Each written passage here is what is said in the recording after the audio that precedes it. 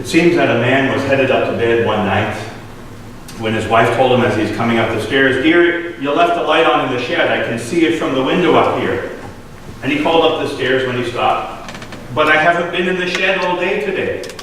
So he turned around and went back downstairs and took a look out the window and saw that the light in the shed indeed was on. In fact, the door was open and there were several people robbing things out of their shed. So he dialed 911 and asked for the police, told them that there were several people stealing stuff out of his shed. And the police said to him, "Well, I'm sorry, but there's no one anywhere near your vicinity, so you're just going to have to let them go. We can't get there." And the man said, "Oh, okay." And he hung up. And he waited a minute, called him back, and said, "Hello, I just called you a few moments ago and said that there were some people stealing out of my shed, but don't worry, okay, it's all right, I shot them all." 4 minutes later, 6 police cruisers, 1 armed response unit showed up at his front door. And they caught the thieves red-handed. And one of the cops said to the man, "I thought you called and you said that you shot them all." The man replied, "I did, but I thought you said there was no one available." Sometimes you feel like you just need to get somebody's attention any which way that you can. What 4-word epitaph would you like to have inscribed on your tombstone? Here's your chance.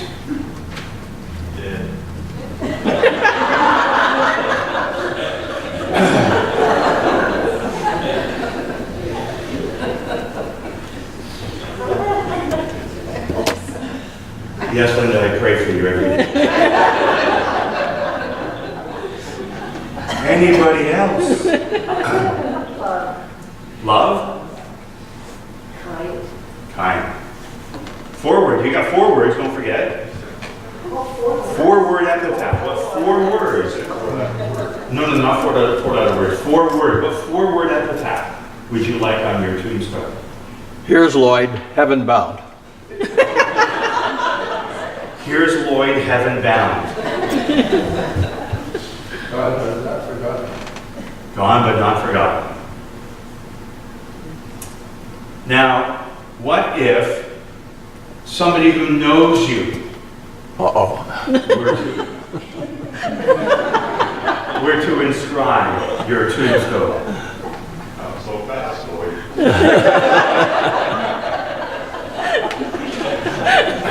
I should know better than to ask you guys questions. Well, you would say, apart from what Jim and Lloyd are saying, you would say, well, it depends if the person who knows me is a good friend or not, if they're an enemy. Depends on what they would then put as an epitaph. There was a character in the Gospels who Jesus described once with 4 amazing words. What were the words? You have great faith. Incredible words, aren't they? Especially coming from Jesus. She was a Canaanite woman who came from the country north of Palestine, a country hostile to the people of God, the Jewish peoples. Canaanite territory, which is up here. Israel, ancient Israel is in this area. Canaan is up here, and you can't quite read it, but Tyre and Sidon are up there as well. Same area here. That's where she was from. They were despised enemies of God's people for centuries. They were the original group of people that fought against the Hebrew peoples when they tried to enter into the promised land. This woman from the land of Canaan was presumably married. We know she had at least one child, a daughter, who was desperately ill. We don't know whether she was a good woman. We don't know whether she was a bad woman. We don't know what she did. We don't know her name. But the only thing we know of her is that in this single encounter with Jesus, he told her that she had great faith. Can you imagine? Only 4 words, but they are enough that she has been immortalized in our scriptures. And we can trust these 4 words as being accurate and true because of who spoke them. Jesus, the source of faith, the source of life from God. He's an expert on faith. He searched for faith as a jewel expert hunts for fine jewels. How many times did Jesus find that sort of faith in his own disciples? 0. In fact, what were the couple of the times that Jesus described the faith of his disciples? What terms did he say it in? Get away from me, Satan. I wasn't thinking of that one, but that's true. Oh, you of little faith. And then the one we just heard last week, why did you doubt? Why did you doubt? Only on one other occasion in the recorded scriptures do we have an example of Jesus telling somebody that they have great faith, that he's amazed by their faith. Remember who that was? Matthew's Gospel, chapter 8, when Jesus was addressing the Roman centurion. The 2 people whom Jesus is amazed by their faith were 2 people outside of the covenant nation of Israel. We regard this Canaanite woman this morning with a little bit more than academic curiosity and interest, because maybe she awakens in us a feeling of admiration, maybe even a little bit of envy, because she stands, does she not, where most of us would like to stand. What faithful Christian would not like it said of him or her? You have great faith. Would you not like to hear that? Think of what it would mean to an aspiring artist if a Picasso put his hand on his or her shoulder and said, wow, you've got an amazing gift of art, a talent for art. What that would do for them. Can you imagine what it would do for a child of God to have somebody older and wiser who is deep in faith in Jesus Christ to put their hand on their shoulder and say to them, wow, you've got an amazing gift for faith. Let's run with it. What do we have to do to qualify for this sort of praise? How do we gain such recognition? Well, let's look at, not that we're out to seek recognition, but let's look at this woman's story a little bit more. This Canaanite woman was willing to cross boundaries or barriers. Her faith consisted mainly in the fact that she turned to Jesus for help. And that in itself was quite remarkable when you remember that she was a Gentile, a non-Jew, from the land of Canaan, no less, traditional enemy of the Jewish peoples, despised enemies for as long as anybody could remember and beyond that. And it was as real and deep an enmity as still exists in that region today. But on another note, we might wonder, what on earth was Jesus doing in this area, in Canaanite land and outside the region of Palestine? Well, the common explanation is that he knew that he was coming to the end of his public ministry, and he needed some place where he could continue training and teaching and working with his disciples to help them be more prepared for his death and his resurrection, and for them to carry on ministry in his name. And he knew he wouldn't get that sort of privacy and isolation anywhere within Israel, because the people were clamoring after him. And so he went into Gentile territory where people didn't really know him, or if they did know him, they wouldn't pay much attention to him, especially because he was Jewish.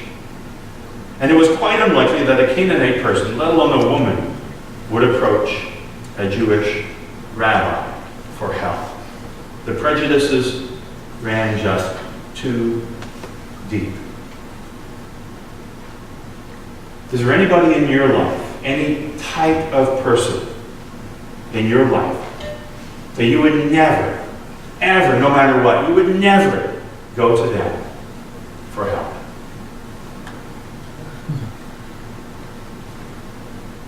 If there is, magnify that by 1,000,000 times. And that's the sort of prejudice and racism that existed between these two groups of people. So why would somebody from Canaan go and speak to Jesus? But she was well aware of the huge barrier between her people and the Hebrew peoples. And yet here she was, a woman with a desperate need. Her daughter tormented horribly, desperately ill. And she needed to get Jesus' attention in a big way. She needed his help. And she went to him in faith. Faith consists of turning to Jesus for help, even still today. And even still today, the barriers still exist, and barriers must be crossed. There's the barrier of time. 2,000 years since Jesus walked the earth. And barring the sudden invention of a time machine, there's a huge gulf of time. And some people will think, well, Jesus was then and we're now, and what on earth does he know about my situation today? How on earth can he help? It's such a different ballgame today. There's the barrier of culture, cultural differences. A generation that travels faster than the speed of sound may well wonder, how on earth could I possibly get help from some Palestinian Jew who walked everywhere and maybe once in a while rode on a donkey? Can Jesus even begin to fathom the depth and the enormity of my problems and the way life is right now in our culture today? There's the barrier of pride. We don't have that trouble here, do we? Pride? Am I willing to get beyond myself and admit to God that I cannot handle every situation that comes up in life and in my life? Are we able to cross that barrier that says, our pride says, you know what, Jesus, thanks very much, but I don't need your help. I'm doing just fine on my own. Thank you very much. And then there's another huge barrier today still. It's on the left-hand corner of the screen. As recently as this past spring, a survey that Global TV did in our 150th year as Canadians. The barrier of racism. Racism runs far too deep. It's in our news every day, isn't it? Just like sentiment existed 2,000 years ago, how many people today would rather die than turn to that one person for help that we would never turn to? How many people would be cursed rather than turn to a wandering Jewish rabbi for help? But the Canaanite woman crossed those barriers, did she not? Jesus was in her territory, and she was a woman. No respectable Jewish man was supposed to talk to a woman out in the open if she wasn't his wife, let alone for a Jewish rabbi, Jesus, to talk with a foreign woman out there in the wilderness. But she crossed the border, the boundary, the barrier between them. And she addressed Jesus as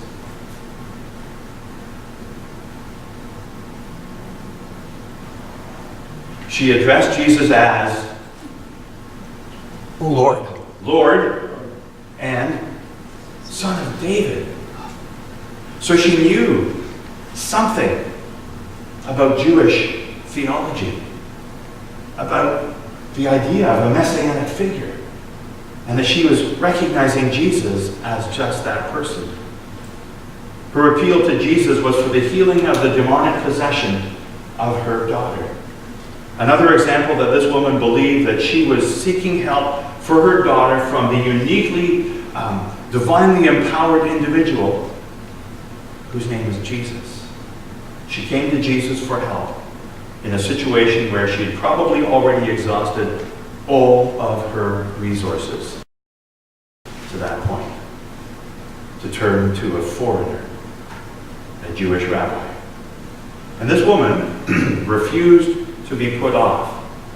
There were at least three intimidating factors that might have made this woman give up and run away in tears. There's the silence of Jesus. The scriptures tell us that to her cry for help, Jesus ignored her. He didn't reply a word. And we like to think how uncharacteristic of Jesus. It's unheard of almost. How could he do that? There's no reaction harder to bear than silence. Do you know what the worst treatment is in a family? The silent treatment. It's horrible. There's no reaction harder to bear. At least a flat-out no lets you know where you stand. And then you know that you've been heard and acknowledged. But when there's silence, you don't know, A, if the person heard you. I'm sure Jesus heard this woman. The scripture says she was shouting. You don't know whether they're thinking at all, or if they're even going to acknowledge you at all. There's no sterner test of faith than the silence of God. It's like talking to somebody on a telephone. You ever had those conversations? Long pauses of silence, and you stop talking and you're wondering, are they there still? Have they hung up the phone? Is the phone even plugged in anymore? Hello, hello? They're just silent. Maybe that's how the Canaanite woman felt that day. She told Jesus her daughter was deathly ill, needed help. And what she got in reply was, from the great physician himself, silence. Silence. And surprisingly, this did not intimidate the woman. Maybe she perceived what very few people of faith can see. That the silence of God does not mean the indifference of God. This woman did not lose heart in the face of silence. How many of us ask of God and we don't get an answer, and we ask later in the day, we don't get an answer the next day, and we may pray for the same thing for 1, 2, 3 days? How many give up after 3 days with no answer? Maybe a week, 5 days, business week. God, vacations on the weekend. 7 days. Maybe we pray for a month and we've had no answer. Do we give up? How is our faith? Do we easily lose heart in the face of silence from God? Well, another intimidating factor that this woman received was the opposite of help from the disciples. They regarded her pleas as more than a nuisance. They urged Jesus, send her away. See how she keeps shouting after us. She's coming after us. Just go. They said the same thing, did they not, last week? The feeding of 5,000 men plus women and children.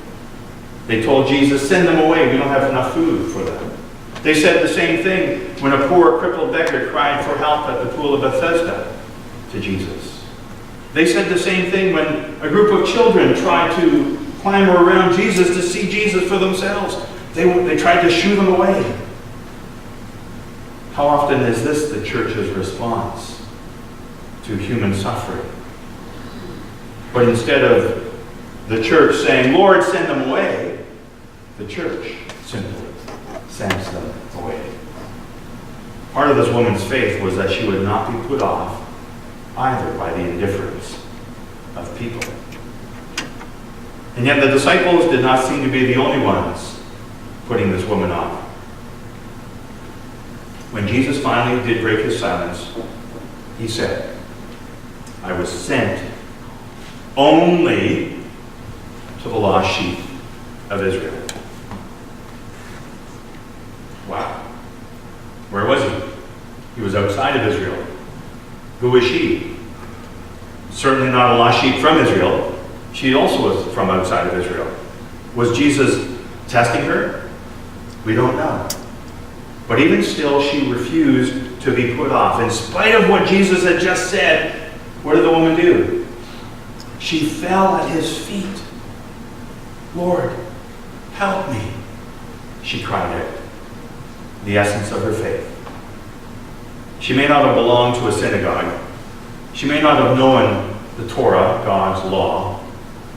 She may not have known who Jesus really was. Neither did the disciples understand who he really was. But she knew that she had a deep need. And she'd gone to the right person. And that was enough. Which brings us to another aspect about her faith. She realized that she had no claim on Jesus for the request that she was making.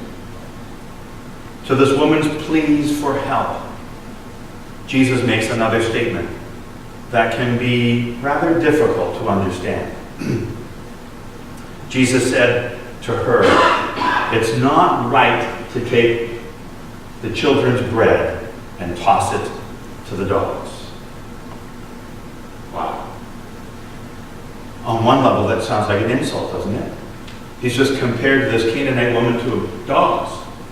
"We only feed the children. I'm only here for the lost sheep of Israel." Jesus had just said it. We only use the term dog today to describe people when we're not paying them a very good compliment at all, right? But the word that Jesus used is actually the word for a household puppy, a household pet, not the wild dogs that roamed the streets in those days. And we can certainly understand it if by this point in time in their interaction, this woman got up and cried and ran away because of the lack of positive response that she got from Jesus and the disciples. But the woman answered by saying, "It's true, Lord. But even the dogs eat the crumbs that fall from their master's table." That was her faith. It's still faith today. Faith that goes simply to God for help. At the same time admitting that we have no claim upon God. Having nothing that we have done to merit his grace or mercy. In no position to make any sort of demands upon God. We go to God in faith.